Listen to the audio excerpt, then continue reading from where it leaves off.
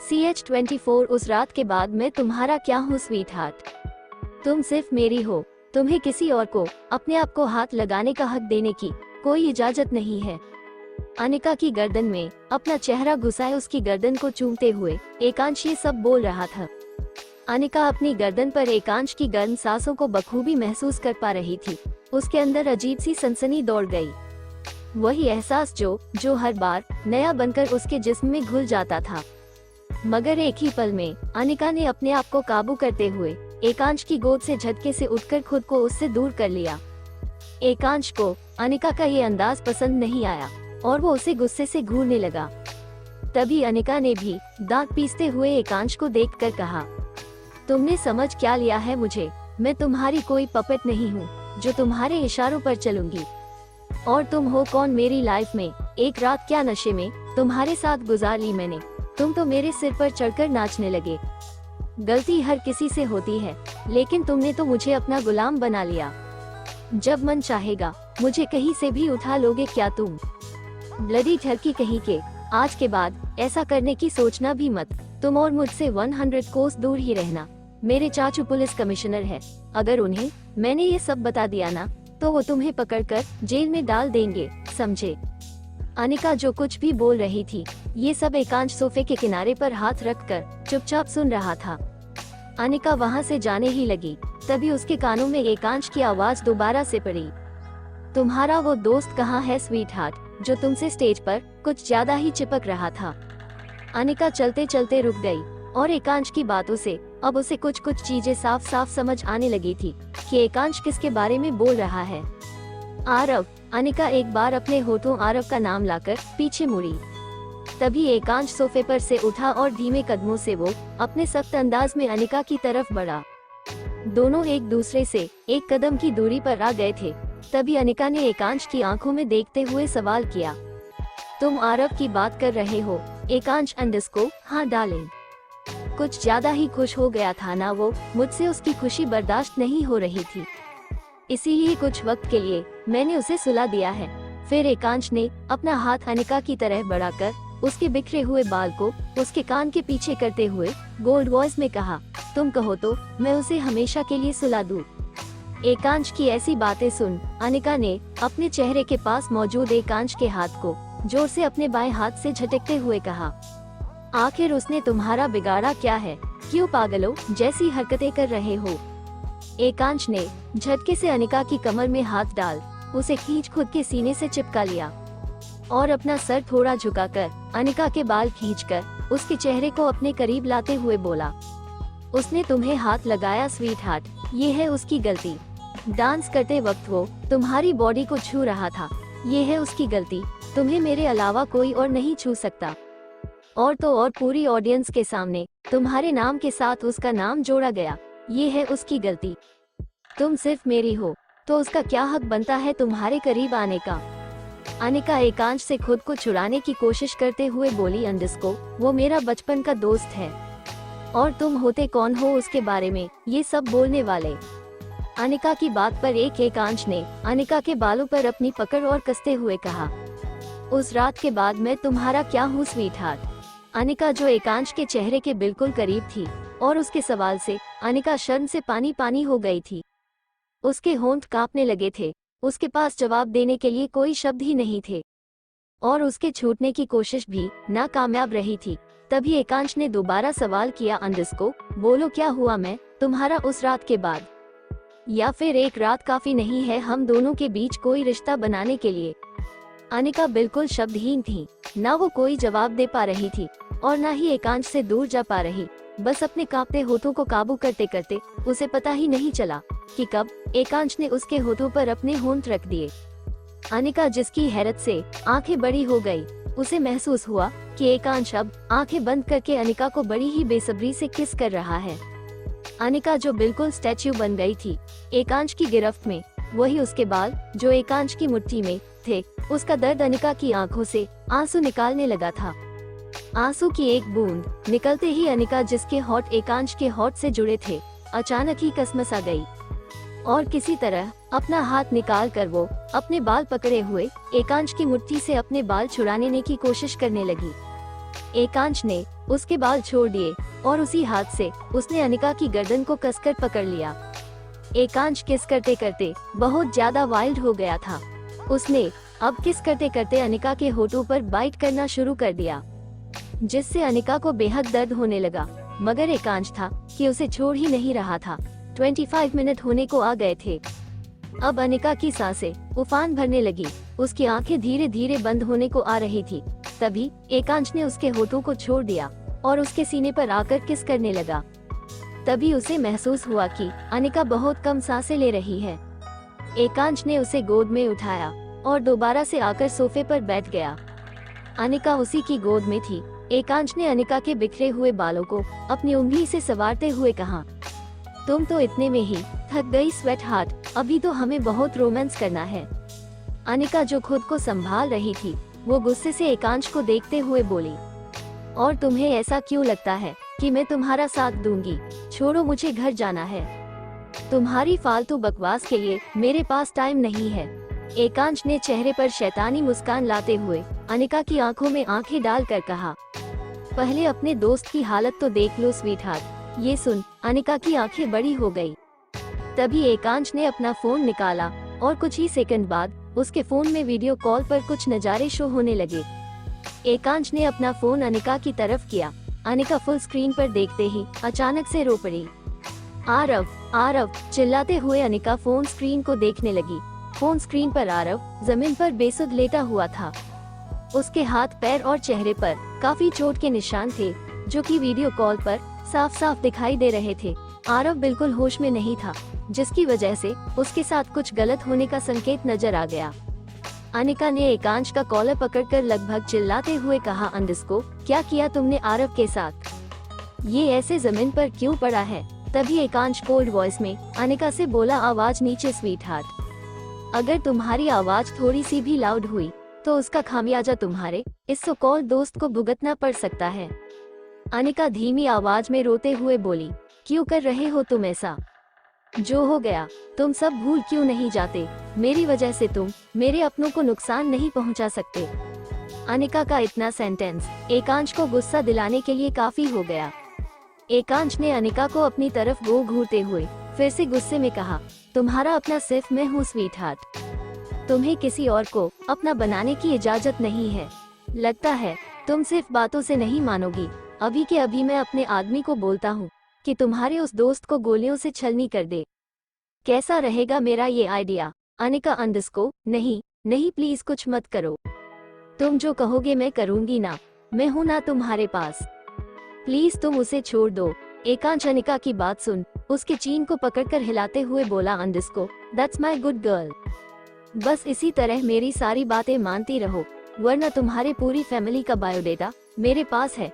किसी को भी कभी भी कुछ भी हो सकता है और सबकी जिम्मेदार तुम ही रहोगी। तुम्हारी उस कमिश्नर चाचा का धोस मुझे मत दिखाना। अगर मेरा मन किया तो आज के आज उसे डाकू के शहर कंजारा गांव में ट्रांसफर करवा दूंगा। फिर पता नहीं वो वापस आए भी या नहीं। चलो ये सब बातें छोड़ो, बेडरूम में चलते हैं स्वीट हार्ट। आज तुम्हारे साथ शावर लेने का मन है। उस रात तुमने मुझे बहुत अच्छा रोमांस सिखा दिया। एकांश अनिका को गोद में लिए ही सोफे पर से उठ खड़ा हुआ। अनिका घबराते हुए एकांश के कंधे को पकड़े उसकी गोद में लटकी हुई थी। एकांश अनिका को ही देखते हुए सीढ़ियां चढ़ने लगा और अपने बेडरूम की तरफ बढ़ा।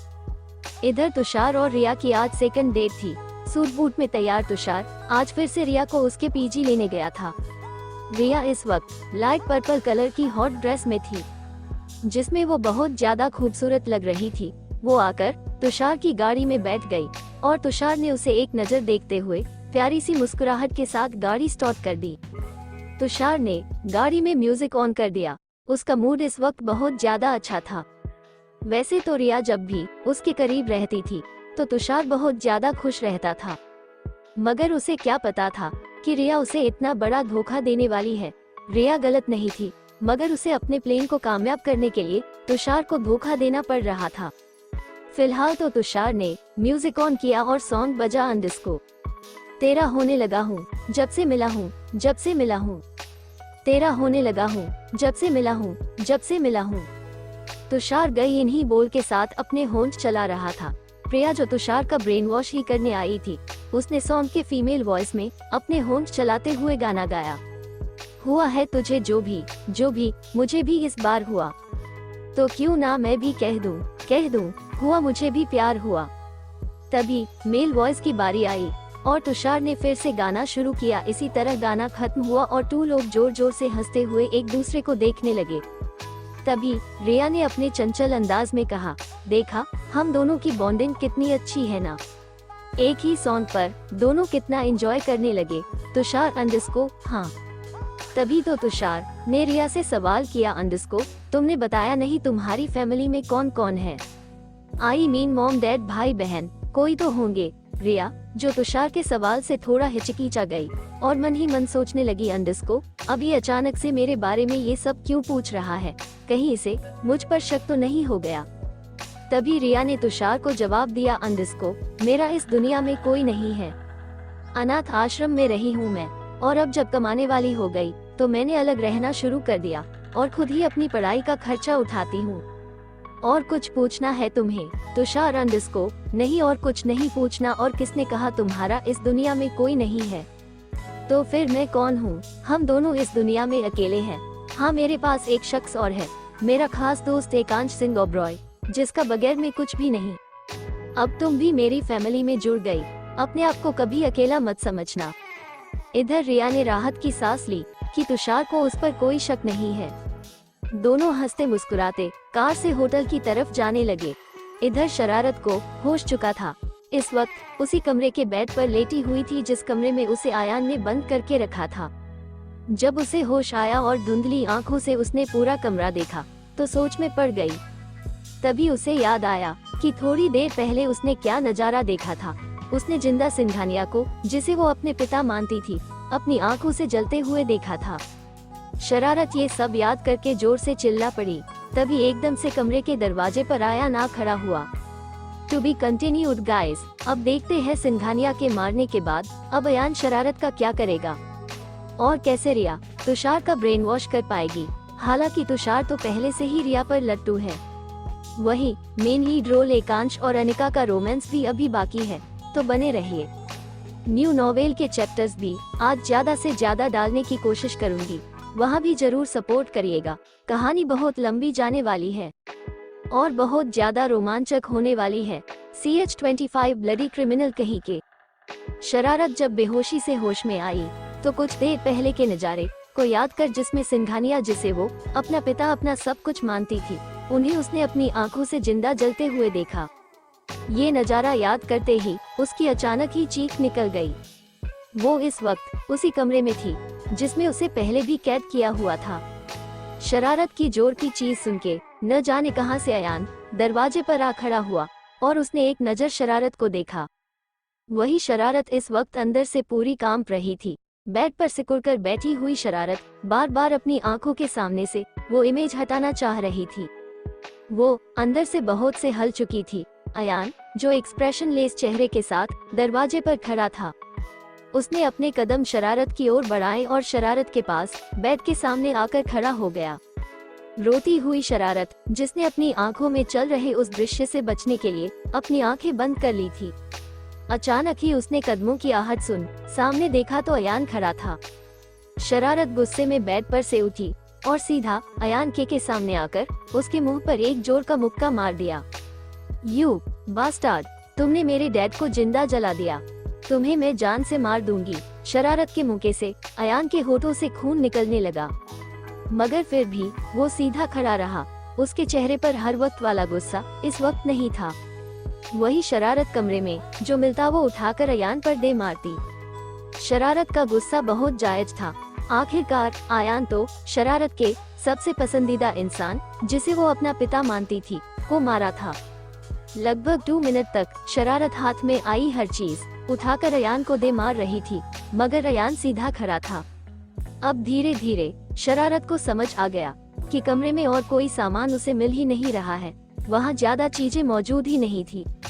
तभी शरारत दोबारा आयान के सामने आई और फिर से उसे मुक्का मारने के लिए शरारत ने हाथ उठाया। उसका मुक्का आयान को लगने ही वाला था। तभी आयान ने शरारत की आंखों में देखते हुए उसका हाथ खुद को मारने से रोक लिया और उसकी कलाई मोड़ते हुए उसके कमर के पीछे कर उसे खुद से सटाए हुए कोल्ड वॉइस में बोला, अपने आप को ज्यादा शेरनी मत समझो, मैं चाहूँ तो इसी कमरे में तुम्हारे साथ कुछ भी कर सकता हूँ और तुम्हें मार भी सकता हूँ, लेकिन तुम्हें पता है मैंने तुम्हें जिंदा क्यों छोड़ा हुआ है। शरारत जो अयान जैसे खूनी को अपने इतने करीब देखकर और गुस्से में आ गई। वो चिल्लाते हुए अयान से बोली, छोड़ो मेरा हाथ, आज मैं तुम्हें जान से मार दूंगी। तुम्हारी शक्ल भी देखने में मुझे घिन आ रही है, ब्लडी क्रिमिनल कहीं के। तुम्हें मारने के बाद तो मैं खुद ही मर जाऊं तो कोई गम नहीं। अयान शरारत की बात सुनकर बोला, अब से तुम्हारी जिंदगी तुम्हारी है, तुम चाहो तो मर सकती हो और जीना चाहो तो जी लो। मुझे सिंघानिया और उसके खानदान को खत्म करना था, लेकिन अफसोस की बात कि तुम तो सिंघानिया का खून हो ही नहीं। ऐसा नहीं है कि तुम्हें मारना मेरे बस की बात नहीं है, लेकिन एक तरीके से तुम भी मेरी तरह सिंघानिया के हाथों बर्बाद हो चुकी हो। उस इंसान को तुम अपना बाप कह रही थी, जिसने तुम्हारे असली माँ बाप को तुम्हारे ही घर के अंदर जलाकर मार दिया। तुम्हारे घर को उसी ने आग लगाई थी। तुम्हें वो सब कुछ याद नहीं, लेकिन कुछ तो शर्म करो, उन्होंने तुम्हें जन्म दिया था, ना कि उस अमित सिंघानिया ने। मरते मरते वो सब कुछ बता गया, लेकिन फिर भी तुम उसे अपना बाप मान रही हो। कहाँ से लाती हो तुम लड़कियाँ इतनी दरियादिली। उसने सब कुछ कबूल किया और साथ में तुम्हें भी मारने की कोशिश की। अगर मैं तुम्हें वहाँ से नहीं बचाता तो अब तक तुम भी सिंघानिया की तरह मर चुकी होती। आगे तुम्हारा फैसला है। मैंने जो किया उससे मेरा बदला पूरा हो गया, और साथ में कहीं ना कहीं मैंने तुम्हारे माँ बाप की मौत की सजा भी उसे दे दी। तुम 12 साल पहले ही अनाथ हो गई थी। सिंघानिया के खानदान के बारे में पता लगाया था मैंने, तो पता चला कि उसने तुम्हें अडॉप्ट किया। तुम्हारे पास्ट के बारे में मैंने जाना तो पता चला कि हादसे में तुम्हारी याददाश्त चली गई थी। तुम्हारे नाम 200 करोड़ की प्रॉपर्टी है, इसके बारे में भी मुझे पता चल ही गया। सिंघानिया जैसा लालची इंसान किस हद तक गुजर सकता है, ये मुझसे बेहतर कोई और नहीं जा सकता। और जैसे ही मैंने एक झूठ बोला सिंघानिया के आगे कि मैंने तुमसे शादी कर ली, उसने अपने अंदर का तुम्हारे लिए सारा जहर उगल दिया। मार देता आज तुम्हें वो, और तुम्हारी प्रॉपर्टी हासिल करने के बाद भी तुम्हें मारने ही वाला था। तुम्हारे पास अभी भी बहुत कुछ है शरारत, मैं तुम पर सिर्फ इसलिए तरस खा रहा हूँ क्योंकि तुम भी मेरी तरह मेरे ही दुश्मन से बर्बाद हुई हो। तुम यहाँ से जा सकती हो। शरारत जो सब कुछ सुन रही थी, उसने अयान को एक नजर देखा। शरारत जो पहले गुस्से में थी, अब बिल्कुल भावहीन हो चुकी थी। शायद वो समझ चुकी थी कि भले ही अयान अपना बदला लिया, मगर सिंघानिया सच में कई सारी मौत का जिम्मेदार था। मगर फिर भी उसके दिमाग से सिंघानिया के लिए अपने पिता की छवि नहीं जा रही थी। शरारत अंदस्को, तुम अपने आप को समझते क्या हो? उन्होंने कोई गलती की थी तो उन्हें तुम कानूनी तौर पर भी सजा करवा सकते थे। यूं उन्हें जिंदा जलाकर मारना, ये कहाँ तक सही था? हाँ, तुम हो कौन? किसी की जान लेने वाले। अयान अंदस्को, मुझे जो करना था कर दिया मैंने, और तुम्हें अपनी जान प्यारी है तो इस बारे में किसी को कुछ मत बताना। कल की न्यूज़ में सिंघानिया की मौत गाड़ी खाई में गिरकर जल जाने की वजह से दिखाई जाएगी, और ये एक सुसाइड केस होगा। तुम्हारे नाम 200 करोड़ की प्रॉपर्टी है, जिसके सहारे तुम अपनी पूरी जिंदगी जी सकती हो। कमरे के बाहर मेरा आदमी खड़ा है, वो तुम्हें पेपर्स दे देगा। सब कुछ लीगल तौर पर तुम्हारे नाम है। इन पेपर्स को लो और मेरे आदमी के साथ गाड़ी में बैठ जाओ। वो तुम्हें तुम्हारे मनाली के फार्म हाउस में पहुंचा देगा। अपनी जिंदगी नए तरीके से शुरू करो, अपनी पढ़ाई पूरी करो। सिंघानिया के बारे में सोचना बंद करो, वो मेरे साथ साथ तुम्हारा भी दुश्मन था जो मर गया। अच्छा ही हुआ कि तुम उसका खून नहीं थी। नाउ यू मे गो। इतना कहकर अयान शरारत को ढीला छोड़ते हुए से दूर हो गया। शरारत जो अंदर से पूरी टूट चुकी थी, उसे समझ ही नहीं आ रहा था कि इन 2 दिनों में उसकी जिंदगी कैसे पलट गई। एक तरफ उसके नाम करोड़ों की दौलत जो उसके शादी करते ही उसके और उसके पति की हो जाती, तो दूसरी तरफ उसके पास अपना कहने को कोई भी नहीं था। शरारत बिल्कुल चुपचाप थी। वो लड़खड़ाते कदमों से कमरे से बाहर चली गई। बाहर उसे एक आदमी मिला जिसने उसे एक फाइल दी। उसमें प्रॉपर्टी के कागजात थे। आदमी ने शरारत को वो फाइल पकड़ाई और इशारे से उसे अपने साथ चलने को कहा। शरारत बिल्कुल चलते मरे मुर्दे की तरह उस आदमी के पीछे पीछे जा रही थी। थोड़ी देर में दोनों गाड़ी में बैठे और गाड़ी आधे घंटे चलने के बाद ही अचानक ही शरारत ने उस आदमी को गाड़ी रोकने को कहा और गाड़ी रुकते ही शरारत गाड़ी से बाहर निकली और उसने अपने हाथ के सारे पेपर्स गुस्से में फाड़ दिए और रोते हुए बोली, किसी काम के नहीं है मेरे ये पेपर्स, कोई नहीं है मेरे पास। I want kill my self. शरारत गाड़ी से दूर सुनसान जगह पर भागने लगी। आगे चलकर उसे खाई दिखाई दी। शरारत खाई के बिल्कुल किनारे पर आकर खड़ी हो गई। तेज हवा चल रही थी और खाई बहुत गहरी थी। इधर एकांश जिसकी गोद में अनिका थी और अनिका के दिलो दिमाग में कहीं एकांश आरव को कुछ करना दे ये डर। दोनों इस वक्त बाथरूम में थे। अनिका अब भी एकांश की गोद में थी। एकांश ने अनिका को शावर के नीचे खड़ा कर दिया और एक बटन दबाते ही शावर का पानी अनिका की सुडौल बॉडी पर गिरने लगा।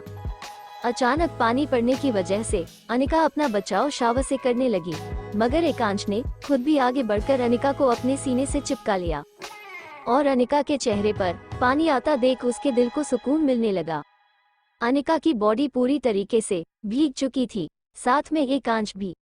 अनिका जो पानी में भी शर्म से पानी पानी हो रही थी और एकांश से चिपकी हुई बस अपनी नजरें एकांश से चुराने में लगी थी, मगर एकांश बेशर्मी से अनिका के कमर पर अपना एक हाथ चला रहा था। शावर के पानी में एकांश का चेहरा भी भीगा हुआ इतना मस्त लग रहा था कि पूछो मत। अनिका ने एकांश की मजबूत के गिरफ्त से छूटने की कोशिश की, मगर एकांश ने अनिका को एक और झटका देते हुए उसे इस तरीके से खुद से चिपका लिया कि अब हवा में अपार ना जा सके उन दोनों के बीच से। एकांश ने अनिका के खुले बिखरे बालों को उसके चेहरे को देखते हुए अपनी उंगलियों से पीछे किया। एकांश के मात्र उसके चेहरे की तरफ छूने से ही अनिका के अंदर अजीब सा कट दौड़ गया और उसने आंखें बंद कर ली। इधर एकांश जो अनिका को देखकर बेकाबू हो रहा था, उसने अनिका की स्लीवलेस ड्रेस ऊपर से नीचे की ओर खिसकाना शुरू कर दिया। ये देख अनिका एकांश का हाथ रोकने लगी और बोली, अंडिस्को देखो, हरदम ये सब सही नहीं है, मेरे कपड़ों को हाथ मत लगाओ। मगर एकांश कहाँ उसकी सुनने वाला था। उसने अनिका के गर्दन से उसके बाल पीछे करते हुए अपने होंठ उसकी गर्दन पर रख दिए और उसकी कॉलर बोन पर किस करते हुए बोला, यही सब सही है स्वीट हार्ट, तुम्हें मैं इतना प्यार करूँगा कि किसी और का ख्याल तुम्हारे दिमाग में कभी नहीं आएगा, और कोई और तुम्हारे करीब आने की कोशिश करेगा तो जान से जाएगा। अनिका अंडिस्को बस करो ये सब, तुम्हारे मेरे बीच कोई रिश्ता नहीं है, मेरे लिए इतनी दीवानगी तुम्हारी ठीक नहीं। एकांश अंडिस्को तुम मेरा ऑब्सेशन हो स्वीट हार्ट, और मेरी नींदों की दुश्मन भी, इसीलिए मैं तुम्हें अपनी नाइटमेयर बनाना चाहता हूँ। नाउ कम ऑन बेबी, वरना मेरा आदमी तुम्हारे उस दोस्त का ना जाने क्या करेगा। एकांश की बातों से फिर से डर गई। तभी एकांश ने अनिका को गोद में उठा लिया और शावर का स्विच बंद करके उसे बाथटब की तरफ ले जाने लगा। टू बी कंटिन्यूड गाइस, और हाँ कमेंट में जरूर बताइएगा कि अब तक आपने सारे के चैप्टर्स पढ़कर जितने भी कैरेक्टर्स देखे हैं उनमें सबसे ज्यादा आपको किसका रोल पसंद है। साथ ही कहानी में कई सारी जोड़ियां भी है, जैसे एकांश और अनिका के बीच शुरू से ही डार्क रोमांस चल रहा है और अब वीर और बिन्नी में नोकझोंक के बीच थोड़ा सा प्यार और लगाव उत्पन्न हो रहा है। साथ ही आरव अनिका के लिए पागल है, मगर अनिका उसे भाव नहीं देती। रिया और तुषार की भी झूठी केमिस्ट्री इस वक्त परवान चढ़ रही है। साथ ही अयान और शरारत का भी कुछ नया शुरू कर ही दूंगी। फिलहाल तो शरारत खाई में कूदने जा रही है, तो वो बचेगी या नहीं बचेगी आपको कल ही पता लगेगा।